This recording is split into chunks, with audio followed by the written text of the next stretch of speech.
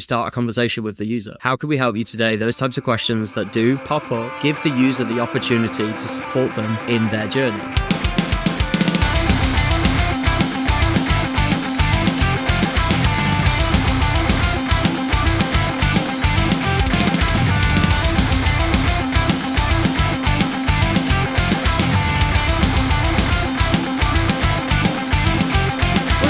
Certified Homies. Welcome to another episode of From A to B. We have Shiva and I'm joined by a repeat guest, certified homie, David Zed Mannheim. Zed? What's the Z stand for? You don't remember this? No. Because you had Z's to everything in the English language? Oh, ha ha ha ha ha ha ha.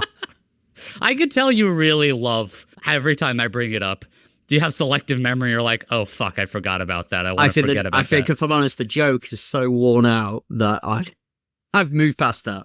I'm still. It's so 2014, dude. I'm just you're forever gonna be this, and you're never gonna be able to get away from it. So I mean, it's the Queen's English, but whatever. If you want to spell it wrong, you spell it wrong. So, CEO and founder of Made with Intent. I asked you what else do you want me to intro you with. You said all around good dude, which I love how that's how you describe yourself as. Just very humble, very down to earth. You know what I mean? I think if I had a Twitter bio, and my WhatsApp currently does, it would say something like big kid, loves Disney, family man, or something like that. I find it interesting. You know, when people introduce themselves, they always say what their career is first. It's almost like that's the thing that defines them. Like, how do you introduce yourself? What do you do? I'm like, hi, welcome to A to B podcast. Here today, I have with me Shiva. Shiva is when you say that, if it's a podcast for professional things, I'll say I'm a podcast host and I do experimentation. But I get what you mean. Like, if you go to a party, people are like, oh, who are you? Like, what do you do? And I'm like, oh, I do a little bit of thing, little bit of this, little bit of that. I don't lead with Shiva, MBA, PhD, also because I'm not those things. But I don't lead with like my accolades, like an award-winning experimentation person. I am just me. Blue-haired weird dude who loves music and has tattoos and a dog, right? Like that's just who I am. Specifically, what I found out recently is that you love Sum 41. I am, in fact, a hardcore Sum 41 fan. I think it's like your personal email or something. That's my middle school email address and now current burner email address, but it's still linked to all of my primary things. Yeah, it's such a deep cut, like niche fascination. I mean, he says the dude that loves Disney so much. But yeah, go Sum 41. They're even still around? They just broke up. We should get into the topic, but I will put a cap on this. They just broke up and it's very sad. But the reason why I got into Sum 41 is because it was the first time I saw like a brown musician absolutely fucking killing it with really, really good music that I really liked. So that's what really drew me to Sum 41. I also like Blink, Newfound Glory. I'm wearing a Newfound Glory shirt underneath it. So like big into all the pop punk, emo, metalcore bands. But Sum 41 holds a special place in my heart because it was like the first time you're like, damn, dude, that's a brand dude killing it in music. Hell yeah. I love it, man. All right. So let's get into this. So what you sent over to me so very nicely is this Made with Intent report, the intent gap. It's a research report on like e-com stuff. Yes, sir. You sent me a very personalized note too. I very much appreciated that. I have it framed. It's not behind me, but it's somewhere in my house framed, I promise. What really stood out to me, and something I wanted to bring you on to chat about, is effectively the use of CRO hacks and how maybe before it might have worked, but now more and more people are feeling the hackiness of certain tactics and people are feeling less trustful. And that's leading to just a shitty web experience for people as a whole. Yeah. I mean, I tend to call them gimmicks because like a hack is actually quite a positive spin on it, isn't it? It feels like it's an efficient way of doing something because it's a repeat piece of functionality or a pattern of behavior. So, but if you call it a gimmick, it feels like it has the opposite effect, like something that's pretty... Fair pushback. The word, yeah. I agree with the rephrase. I do think it is gimmicky. I say hack because I think unironically, there are a lot of quote-unquote hacks that aren't actually hacks. They don't do anything. It's just sold as such. Point taken, I agree with you. They're very gimmicky. I'm going to be citing out a lot of numbers that I think are very interesting and compelling. I'd love for you to maybe add a little bit more color whenever numbers are brought up. Of course. Effectively, the 4 tactics that you bring up in this report that people don't like or are feeling like are manipulative are sign-up pop-ups, buy quickly, stuff like social proof and scarcity, buy now, which is effectively a way to discount people to be like, buy this thing now, we will give you dollars off immediately, and then abandoned cart emails. or abandoned cart, like exit intent, stuff like that. So those are the 4, I guess, gimmicks, hacks, whatever we want to call them. Let's just start off with this one data point. 63% of people feel tactics websites use to manipulate or influence people are inappropriate, right? That's a very scary tactic. That's a very scary statistic. You might see some people fill out a form, but people are feeling like when they're using websites, they're being manipulated. Yeah, it's fascinating, isn't it? I mean, we originally did this piece of research because we felt like there was no... Well, we call it the intent gap because it's this gap, ironically, this disconnect between the experiences that people receive and the experiences that they want, that they desire. And we feel like there's a gap between those two things. And it turns out, I mean, that word that you use, manipulative, we obviously didn't bias the question of the 2,000 people that we surveyed with that word, but that word came out naturally in the qual research. So we influenced that in there. I don't know what the percentage of people that use that word, but that is it's a strong word. I mean, yes. We use the word inappropriate over and over and over again because I don't know how you feel. Certainly, it would appear 63% of users feel this way, but I feel like the majority of website experiences are vastly inappropriate, and it's either a timing thing or it feels very much like one-way communication, brand or website speaking to me or segments or users or people on, there's no chance for like a dual-way conversation. And do you know what's fascinating? I feel like you don't get that in a real life store. And why don't you get that? You don't get that because it's a two-way piece of communication. So having it one way is like this veil of anonymity. It's like Twitter, right? It's like the brand can almost get away with anything else because there's this mysterious veil over the communication. And I wonder that if, like on Twitter, if you added a profile rather than just an avatar and a random username to that person, I wonder if you'd sense the amount of inappropriateness as much as you do on Twitter if you had that level of non-anonymity. What's the opposite of anonymity? A known user. Yeah, a known user. Yeah. I found it quite interesting, that idea of anonymity and one-way communication and almost authority to some extent. Do you? Before we go deeper into this, do you think there's some amount of selection bias that people who gravitate towards buying online either might prefer that anonymity and non-anonymity? It's hard to say. I think I said that right. There's a lot of nons in there. Do you think they prefer to be anonymous? And or they prefer to not be haggled? Like when you walk into any furniture store in person, there's always that one dude who fucking charges right up to sell you car dealerships. Like there is a market for people who prefer to not be plastered and annoyed in a shop. So that anonymity gives them something that they're looking for that might actually be good. Well, 100%. But by the same token, there's also people who want the anonymity. Goodness me, we should definitely call this like anonymity to something B, A to B. There's also a segment of people that want the anonymity or the non-anonymity. Non-anonymity. The non-anonymity. You ever seen Finding Nemo? Are you a Finding Nemo fan? Yes, very good movie. Okay, there's a phrase right at the beginning of the film where Finding Nemo or Nemo is trying to say an anemone, an anemone, an anemone, and that's what I feel like. I feel like Nemo. Would you say anon moving forward? Okay, deal. So like what you're describing is the need to be appropriate to those users that want that thing versus the need to be appropriate to the users that don't want that thing. And at the moment, we can't identify people that want anon versus non-anon. And so we have a blanket piece of communication. So obviously people are going to feel some parts of communications are inappropriate because it's a subjective feeling. That makes sense, right? I think so. And it's not to say that you can't necessarily add, as you would say, a personalized touch on websites in some respects. Things like Crutchfield, if I remember the name right. Crutchfield does an absurd...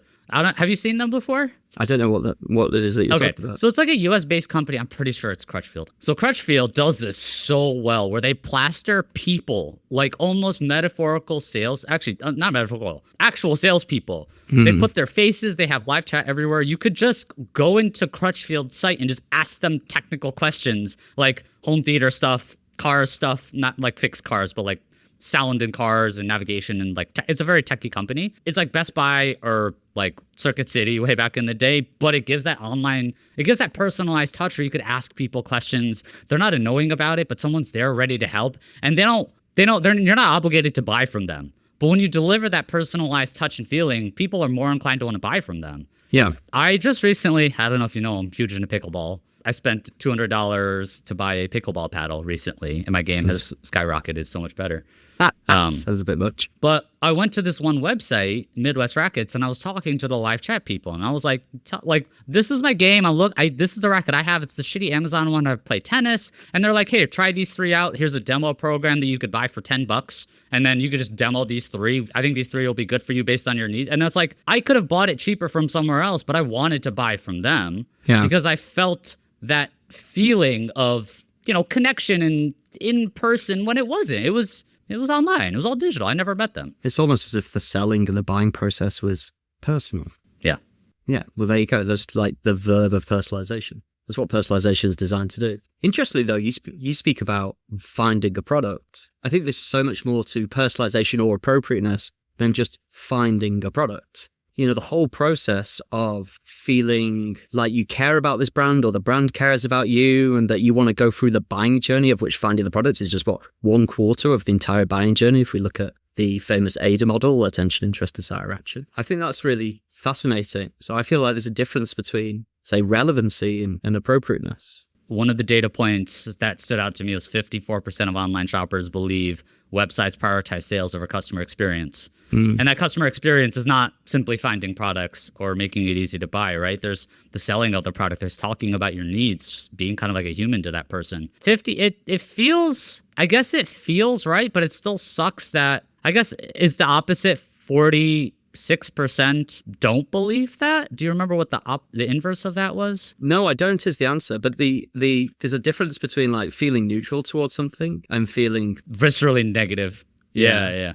So you're right. 54% actually doesn't feel like a lot. But how in the world of 2025 are we even getting above 5, 10, 15%? At the end of the day, you're basically saying the majority feel as though brands, retail websites, prioritize sales over customer experience. Yeah. I think they're right to feel that way, to be entirely clear. I don't think it's wow, that's an irrational feeling. We need to fix that. No, it's a very rational feeling based on, I think, the way that people sometimes approach businesses. In the same way that we see the tactics are being utilized, it feels like, and I think there's a certain amount of truth to this, but it does feel like people are just simply looking for ways to squeeze out as much as they can this quarter to get them to next quarter. Well, they'll do something else to squeeze. Instead of thinking about like a 4 or 5 year plan, an LTV, they're thinking about this user came here, take everything you can from them right now because they're probably never going to come back,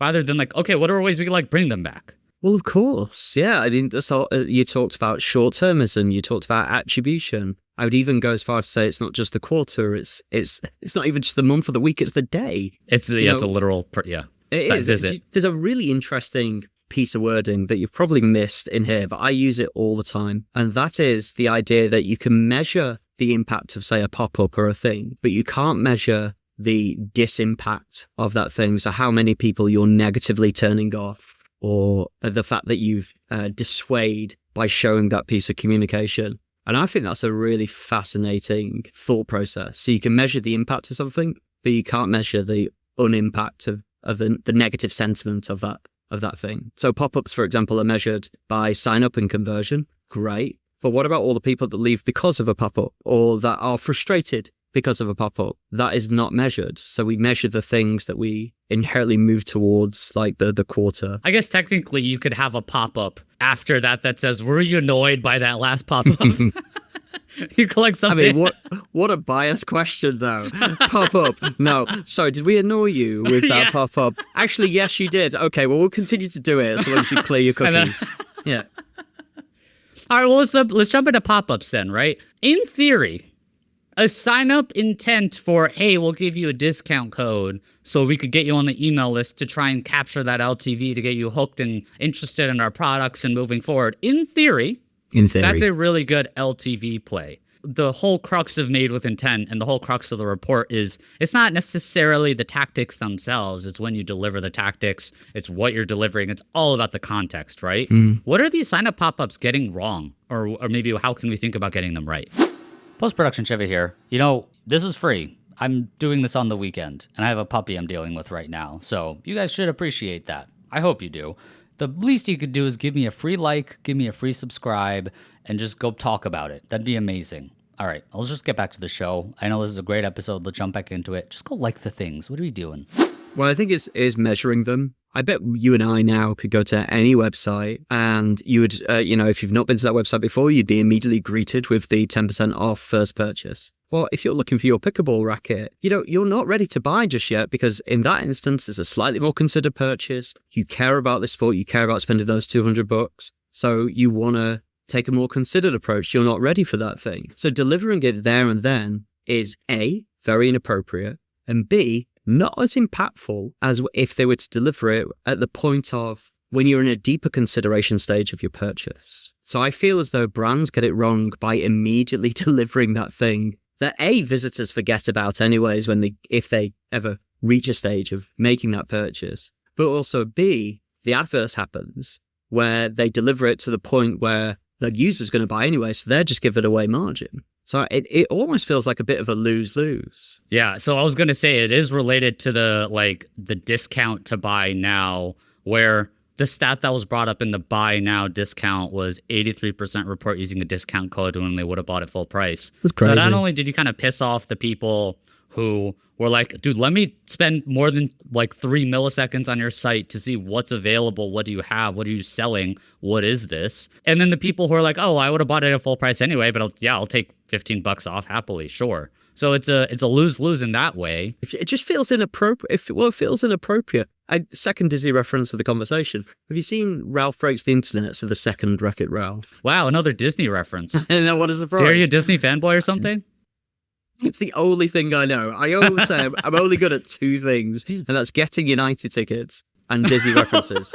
And that's I love how father is not on the list. I'm a rubbish father. Don't clip that up.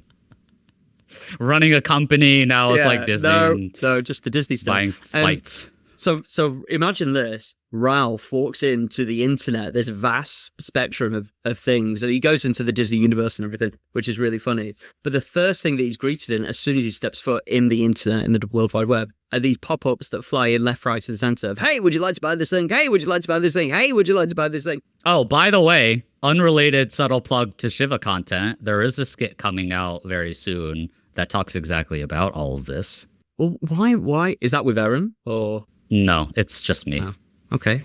Awkward. Sounds great.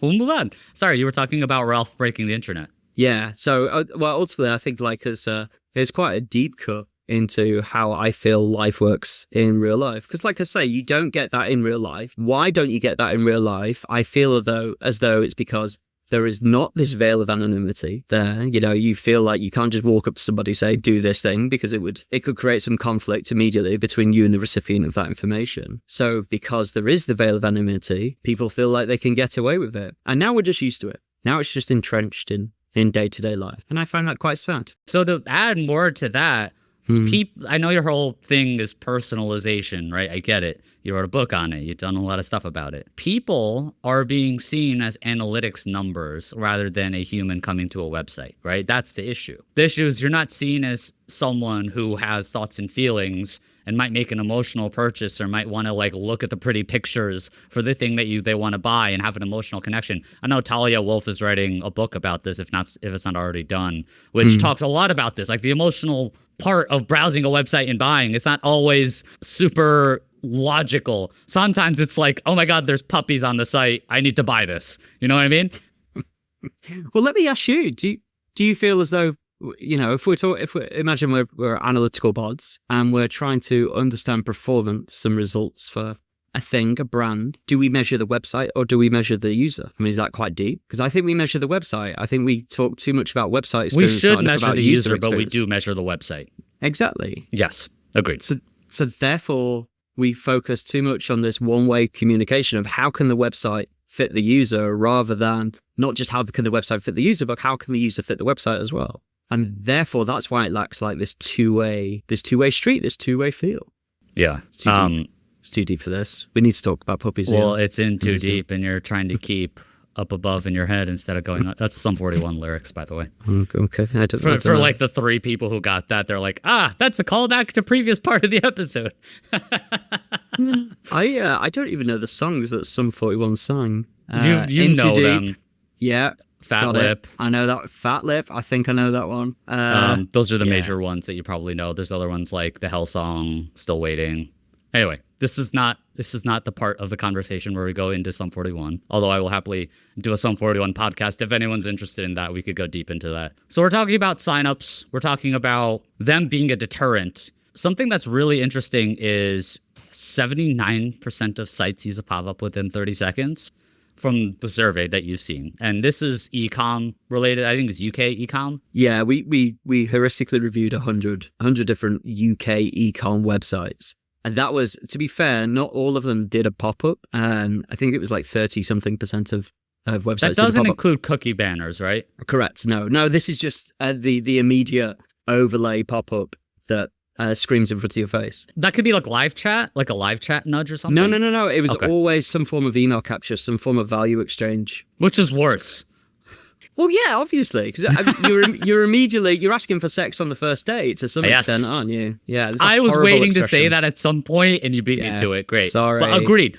There are a lot of parallels between like first date, trying to find a partner in your life, and websites. And yeah, you wouldn't ask a person you randomly met to be like, "Hey, give me your phone number," because yeah, there might be a couple people who give you their phone number, and as a numbers game. They might just give you their number. Maybe the incentive is so compelling that you're like, hey, I will take you out to dinner at this very fancy restaurant. And a couple of people are like, okay, fuck it. I'll do it for a free meal, I guess. The metaphors get deep. I love it, yeah. Maybe websites, maybe brands, CROs should read Neil Strauss, The Game. Have you ever read Neil Strauss, The Game? I'm reading Mark Hoppus's book right now, so no. No. Do you know what The Game is by Neil Strauss? I don't know.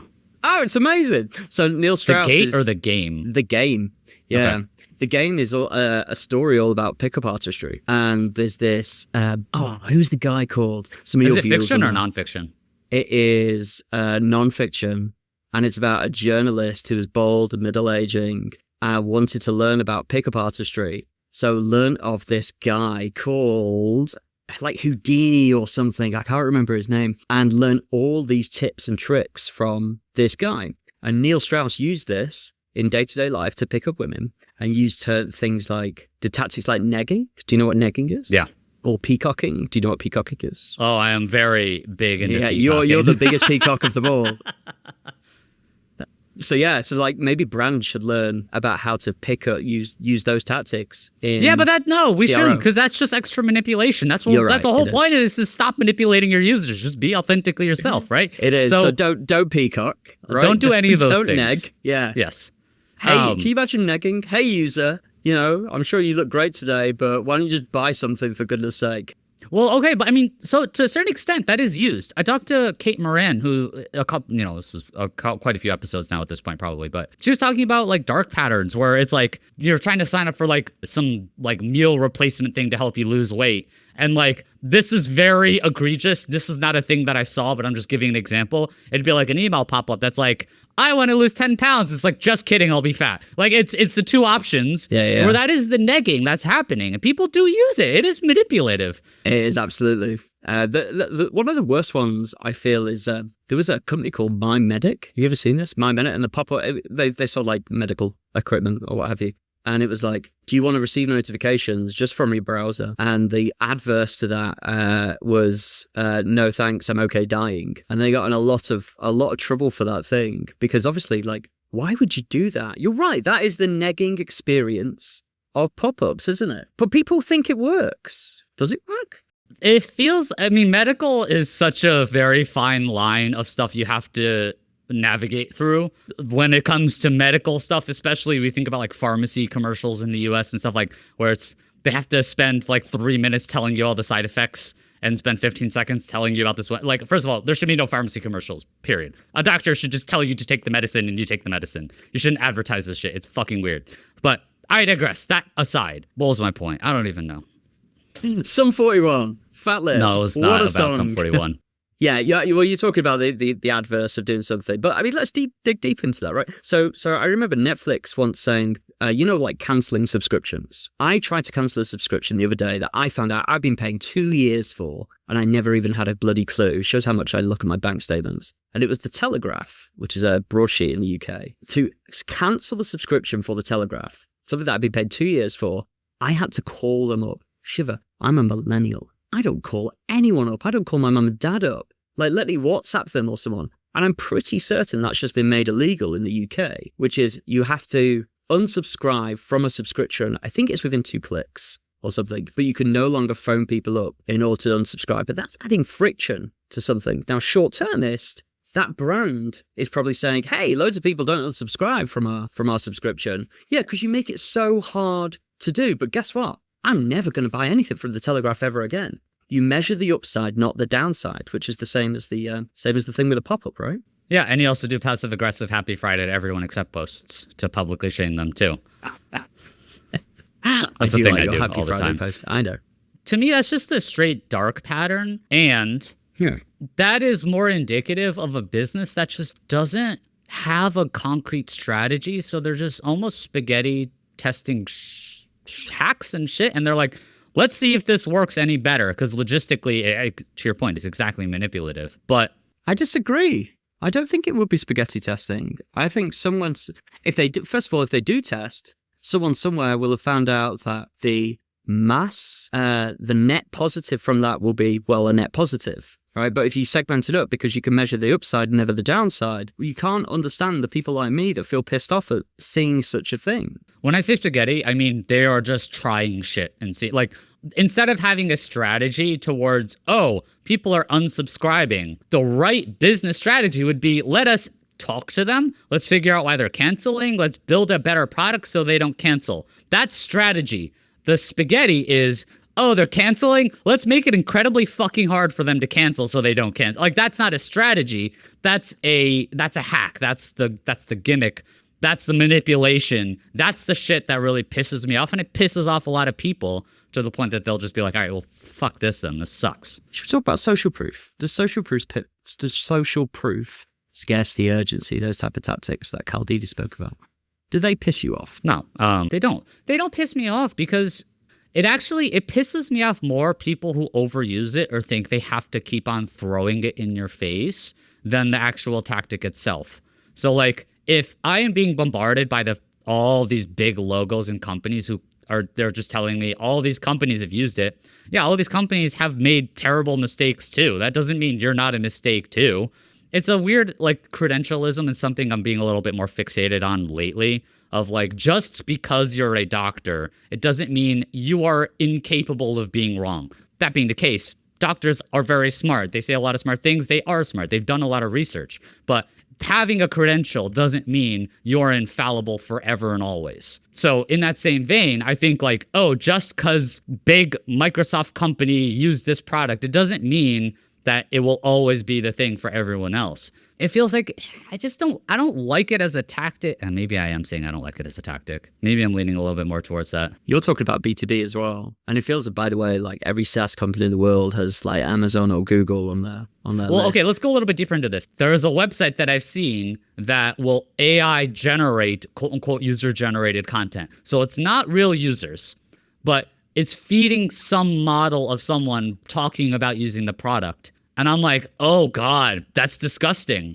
That's manipulative. That is the worst part of, like, that. If that's the social proof you're making, that's shit.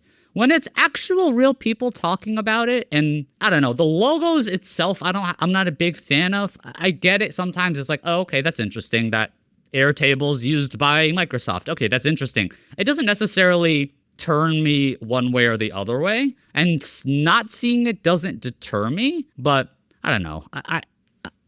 It's interesting because a large part of this, I'm wondering how much of this is the qualitative piece, how much of it is subconscious signals that you might not be able to explicitly be able to detect. And I think social proof might be one of those not implicit. It might be one of those subconscious signals that might actually help lead you towards a buying, but people are like, I don't really care. But maybe they do actually care. They just don't vocalize it or they don't think about it. Well, I definitely think there's, like, a believability and trust thing there. So particularly in our report, we focused on e-commerce social proof. So the scarcity, the urgency tactics that are like, hey, there's only 5 left, or 500 people have bought this. And specifically, if you land on your pickable product, you're like, dude, I don't care. I'm just researching right now. Chill out. Here's a counterpoint. If you are following an influencer, so I will say I've fallen into this where Johnny Cupcakes is one of my all-time favorite brands. I talk about them all the time. I really want to have him on the podcast, and I might soon. But he's an amazing person who's created this really fun brand. But I only discovered them because Jeremy McKinnon, lead singer of A Day to Remember, was wearing these shirts. I was like, what the fuck is this shirt? It's sick. And then I saw he wears a bunch of Johnny Cupcake shirts. So that I found it through an influencer. And it wasn't like he talked about it. I did my own Googling and found it on my own. So that, I guess, is social proof. But they don't brag about it. I guess it was just organically finding it. Maybe it's not. Maybe it's more influencer marketing. I don't know. I was going to say, I feel that's more influencer marketing. So, for example, the adverse of that would be that influencer directly shouting out that brand because they're paid to do that. So that brand would have this feeling of, we need this influencer to shout out this thing. More is more. We need more eyeballs, more awareness about this thing. I wonder whether that would probably generate more awareness about the brand, but would it generate more sales? Rather than the diehard loyalist. Specifically, would it generate more long-term sales? Like now, your LTV is probably much higher because you discovered it on your own. You know, there's the whole IKEA effect of I make the effort and therefore I feel more rewarded when I get that thing. I wonder if there's something at play there. But yeah, I think that is different than pure social proof, firstly, Sheila. Okay. So then that's an aside, that's influencer marketing. But I guess the social proof part of it is mostly just like icons of companies that have used this thing before. The scarcity messaging of like, there's only 7 left, buy now. I think there's a believability thing. So like social proof is interesting and the scarcity messaging stuff is interesting. I can see where maybe subconsciously people might be interested in the scarcity messaging. More like, oh shit, I gotta buy now. And maybe like, I feel like there has to be a nugget in their head of, I would like to buy this now, and the scarcity elevates that, perhaps. It's still manipulative, but I guess there might be some, I guess to maybe try and devil's advocate, there are times where there is scarcity, right? And are they supposed to not talk about it? Like, what if I literally only had 3 versions left of this one limited time merch drop? Right? Yeah, I think the difference is, so you phrased it quite well there, which is there needs to be a nugget in their head which would amplify their behavior. So that's intent, right? I.e., the user needs to have our level of intent, at which point then when you say scarcity, then it amplifies the need to buy something. If everything that has scarcity applied to it, then that almost has a negative impact on the user's, intent to find something. It feels inappropriate at that point in time. If you were to elevate that to like, think about an egregious purchase like a cruise, right? That's like $2,000 and it's an absurd amount of dollars to invest in something. And it's like, you know, I'm sure cruises have used some scarcity messaging, but really it's like, hey, we only have like 10 cabins left. And that might be very legit. But the other side of it's like, you need to buy within the next 48 hours. It's like, I can't just mobilize $2,000. What the fuck? God damn.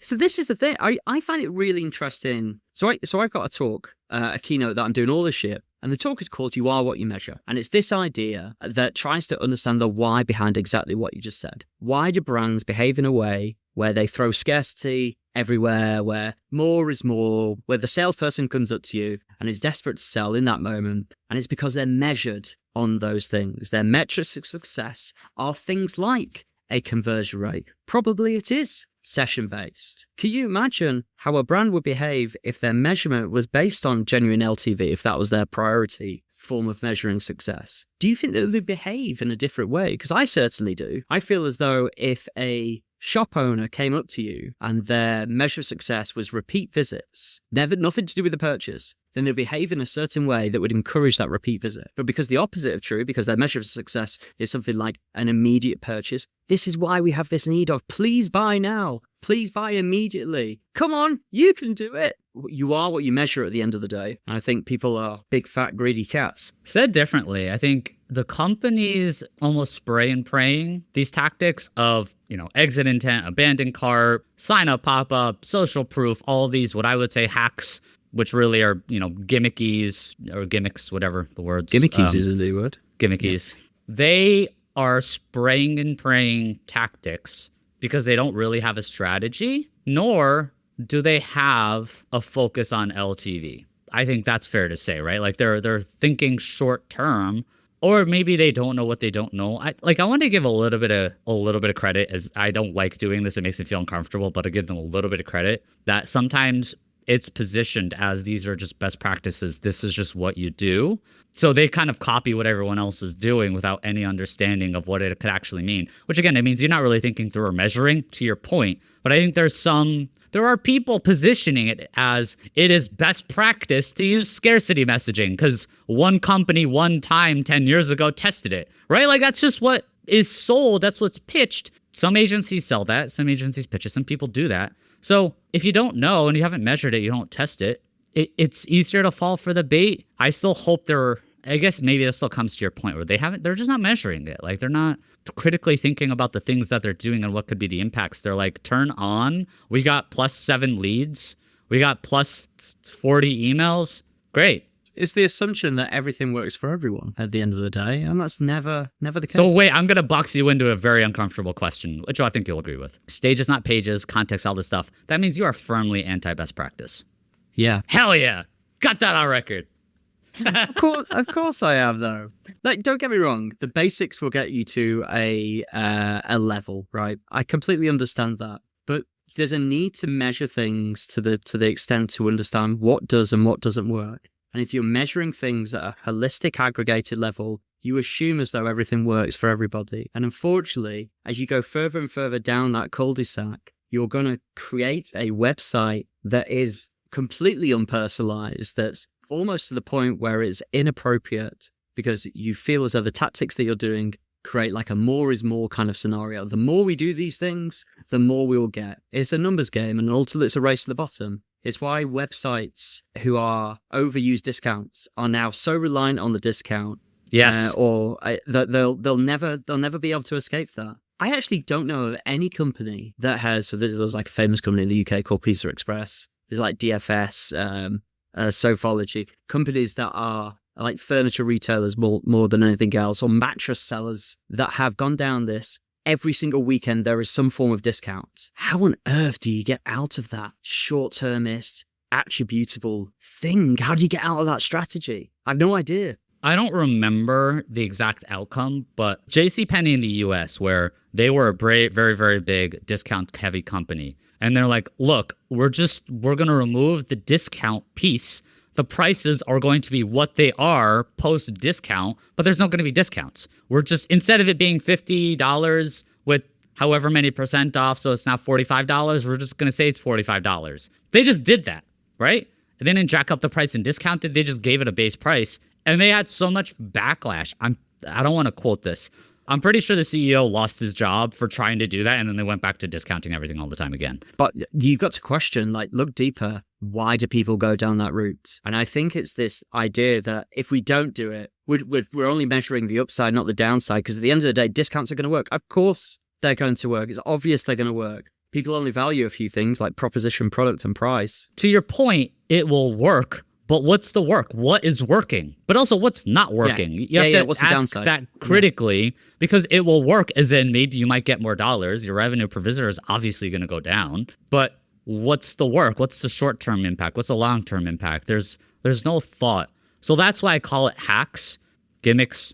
All of these things require context, require critical thinking. Something that's just come to me is maybe you could classify a gimmick, Shiva, as... A gimmick is something that isn't measured properly, or a gimmick is something that's measured something that's designed for everybody, assumed it works for everybody, but is only measured for everybody. So you don't understand the downside or the segmented view of that thing. So a multivitamin would be a gimmick. I guess so. Because when I say hacks, I thought of it in a negative connotation. I am not a linguist by any stretch.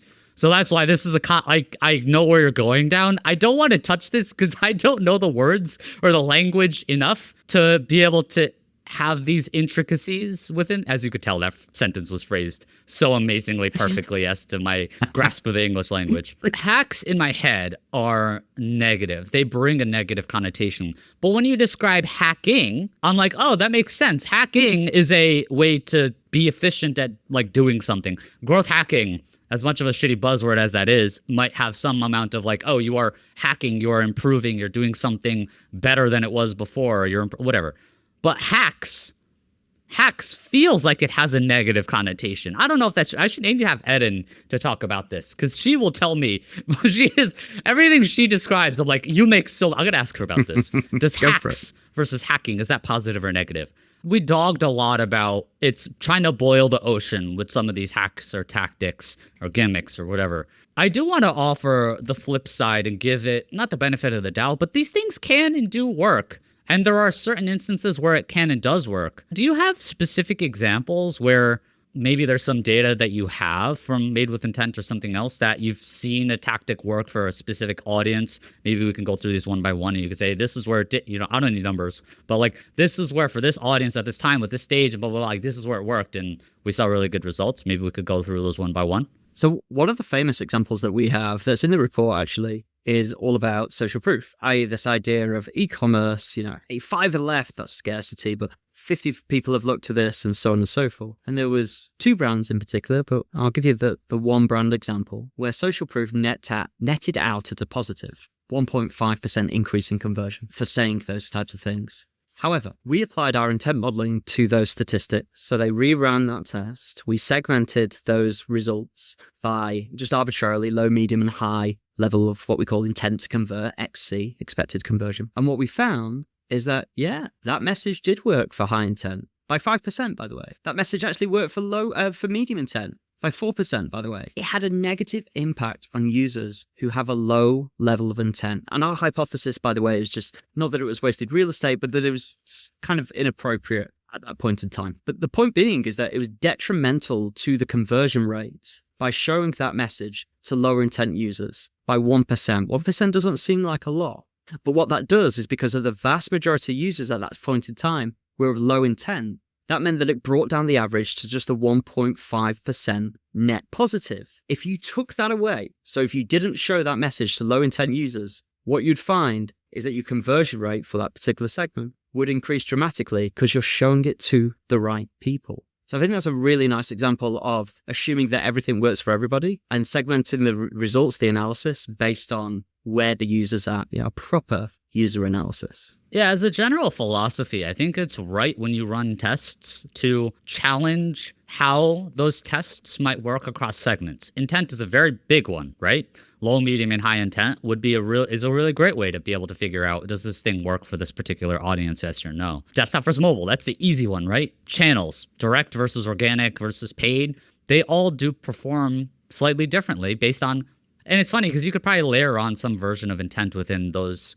Like you could do desktop, direct, high intent, right? And that will be a different band compared to like paid, low intent, mobile, whatever the opposites of that are. Let me challenge you on that though. Like when you're segmenting a test based on the device or the channel, what are you really segmenting there? You're segmenting an attribute. What does that attribute do? An attribute is just a proxy for the user's level of intent. If the user's on a mobile, they naturally have a low level of intent. If the user's coming in from a paid channel, they naturally have a higher level of intent because they know exactly what it is they're looking for. Wow, if only there was a tool that someone was selling that could help me figure out how to go by intent. Hey, if you want to plug my stuff, I'll plug your stuff as well, Mr. A to B. As soon as you started talking, I was like, this motherfucker's about to plug Made with Intent. It's fine, I invited you on. No, not at all. But think about it. Like, why do we say, so what? We're segmenting I don't have to buy your tool to segment by desktop versus mobile. Right? Well, yeah, but it's a proxy for something. It's a proxy for something else. I'm canceling this. No, I know. I hear what you're saying, but I also think it's different because maybe intent is the proxy. The other side of that is just like theoretically, you could be high intent or low intent on a desktop versus a mobile, but it's the breakpoint. It's how you're consuming the site is another variable. Intent is a variable, but how you consume the site is different. That's not going to, you could be high intent on desktop, you could be high intent on mobile, but how you will consume that information, things you'll do will be different, even if you're both in the same intent bucket. So I see what you're saying. I get that maybe it's a proxy, but I don't think it's always a proxy. What else would it be then? So again, let me challenge you because I find this interesting. You could choose to use this or not. But if I'm segmenting the result of a test by a channel, paid, direct, social, organic. Let's pick a test. Let's say social proof, a paid landing page. Okay. So you're obviously going to get varying results from the efficacy of the social proof. No, well, you might not. It might be the same, but it might not. So Just I want to clarify that because it could, but it could not. There's the fence. Yeah, I think usually you will do, and you'll obviously get varying degrees of statistical significance, so your confidence level. But why are you segmenting the result or the impact of that message, that thing, based on the channel?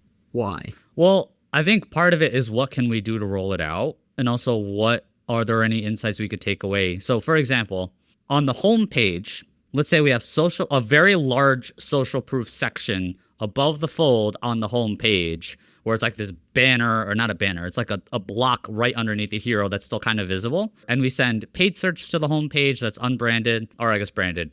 That would make more sense. Branded traffic to the homepage for paid search, and then direct traffic, and then organic traffic, and then desktop and mobile, right? In this made up test scenario, it might be that paid search traffic coming to that homepage for desktop, they really like that social proof. But for paid search mobile, because of the way the breakpoint and everything squishes out, they don't like it. So then that's where we'd say, all right, well, for execution purposes, we saw that it went on desktop, so let's roll it out for desktop, or let's build a new version of this that kind of mimics the homepage, no index it, and then we roll it out.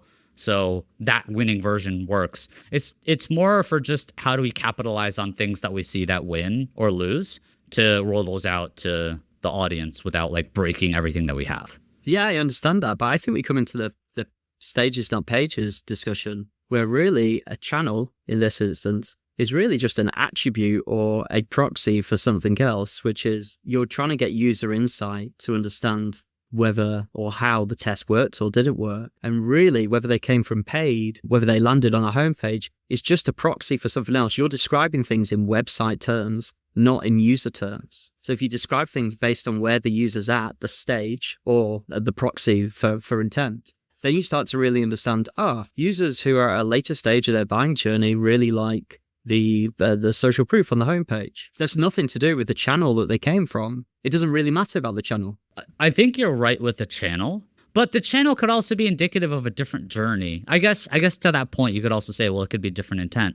But the way that someone discovers your product through their journey, I guess I see what you mean where intent could be defined that way. Well, all I'm trying to do with that argument is question the validity of why we segment based on what I'm just going to say is attributes. These like hard defined, very website orientated things. Those are usually things like mobile versus desktop, channel. I think it's a means of defining it. This is really interesting. This is a very interesting thought experiment. I think about the perfect level of coffee to be able to start having this too. An example I might give is like paid search medium intent versus direct medium intent.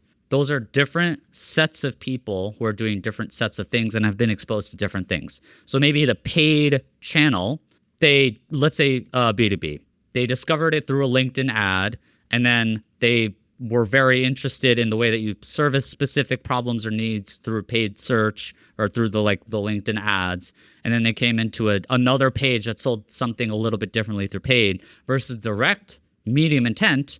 They know the brand, which you could argue maybe that's intent, but they came into website.com and then their journey isn't seeing it through the LinkedIn with maybe people commenting on the LinkedIn post saying how amazing it is or seeing all these other things. So their journeys are different, which means that what they need might be different, even though you might bucket those two in medium, theoretically. Unless you're going to say, well, they're not medium intent unless they've been exposed to certain things or something like that. There's a few things going on there. Number one is that intent isn't binary. So it's never it is never low, medium, high. We use that phraseology just to simplify it a little bit. Users can migrate between different intent stages, for example. The second of all is that intent isn't just about the purchase. It's about exiting, adding to basket. It's about their affinity, like their intent to purchase something that's $200, for example. It can also be about the behaviors that they're exhibiting. So is it a positive trend, a negative trend? Are they abandoning, struggling, focusing, etc., etc.? Is that within a session, or does that take into account previous journeys? Well, we take into account previous journeys and where they, interestingly, where they derive from, like any information that we can get about the browser, because that influences their intent. But at the end of the day, the outcome, the thing that you are either segmenting or that you're analyzing, is just what is the user trying to do? And I feel as though the channel or the device is just a proxy for what is the user trying to do. So if you strip away the fact that they came in from this channel, from this device, you're switching your mindset directly to what is this user trying to do, and then you can better serve their needs. All right, so David, let's wrap up here. Our whole conversation, I think, was just exploring the idea that users are feeling manipulated on sites. They feel manipulated because when they say things like abandoned carts, scarcity messaging, pop-ups, they're being inundated with stuff that's pressuring them to buy in sync rather than like literally just consume the information, have an educated conversation, or they're being treated as a literal number in an analytics dashboard rather than a human going to the site. And these tactics, these hacks, these gimmicks, whatever, these are things that are taking you further away from a good customer experience in the short term, medium term, and long term. If we had to wrap with just like David, what should people do with this, knowing that people are mistrustful, they're not getting good experiences, they're feeling manipulated? What do we do? What can I do today? Give me a couple things I could do today so users don't feel as manipulated. Well, for us, it's a way of thinking. It's a perspective change. It's appreciating that there's a person on the other side of the screen. It's appreciating that it should be a two-way piece of communication. It's appreciated that people, yes, do have different levels of intent, but those are ways of thinking. So those aren't the immediate quick fixes.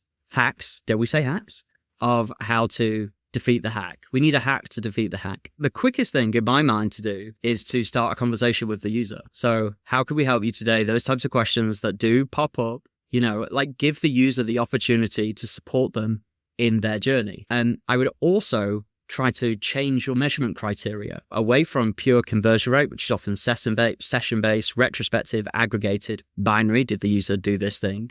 Moving that more towards like lifetime value, towards returning visits, to appreciating that users don't purchase in a single session. Beautiful. And to that point, my third recommendation would therefore be start to segment your experiments, your tests, based on really start to ask questions like, well, how long does it take users to purchase on our website, for example? Because if the answer's 5, and you're trying to goad them and persuade them to purchase within a single session, that's clearly not going to work. So those types of analyses will help shift point number 0, which is to change your mindset. You can't just say, oh, just think LTV now and just do it.